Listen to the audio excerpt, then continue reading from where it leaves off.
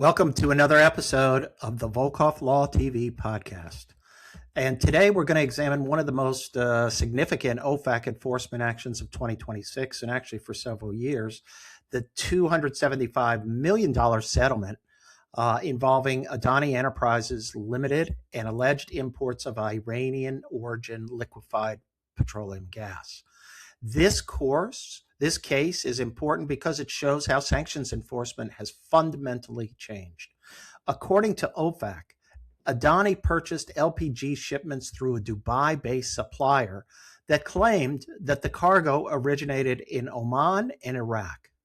But OFAC concluded that numerous red flags should have alerted the company that the product actually originated from Iran.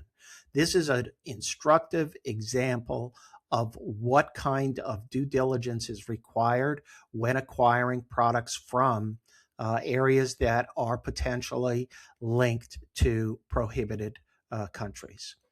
And the case involved approximately $192 million in U.S. dollar payments processed through U.S. financial institutions. And that point is critical. Even though Adani is an Indian company, the supplier operated from Dubai and the shipments moved to India. OFAC asserted jurisdiction because the payments cleared through the U.S. financial system.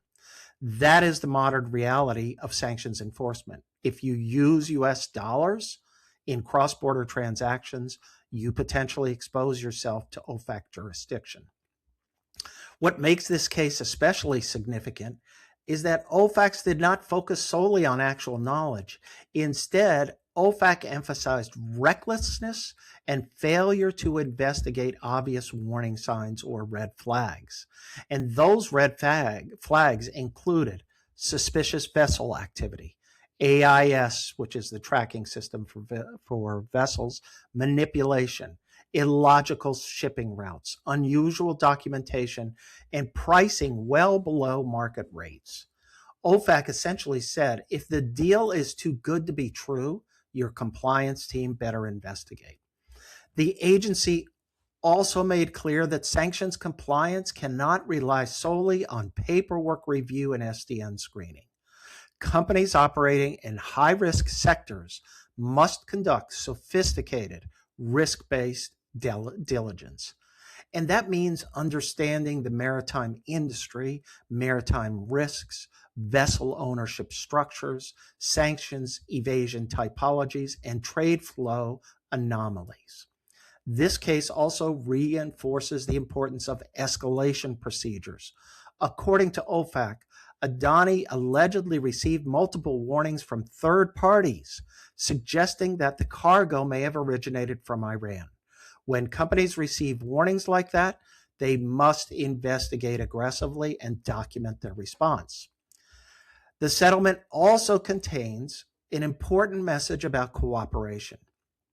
After the conduct became public, Adani reportedly suspended the business, retained U.S. counsel, conducted an internal investigation, cooperated extensively with OFAC, and implemented substantial remediation measures.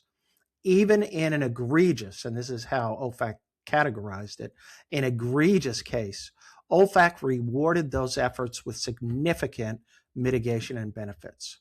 So what are the key takeaways? First, sanctions compliance must be intelligence-driven and risk-based. Second, maritime and energy companies need sophisticated vessel and trade monitoring capabilities. Third, unusual pricing and opaque counterparties require enhanced scrutiny. Fourth, companies must build strong escalation and investigation protocols.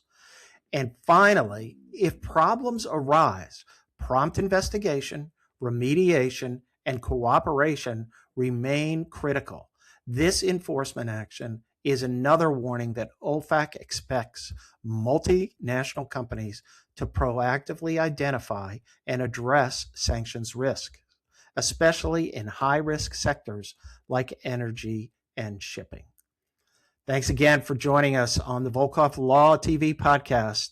Be sure to subscribe for future updates on sanctions enforcement, compliance, white collar risk management, and of course, ethical conduct.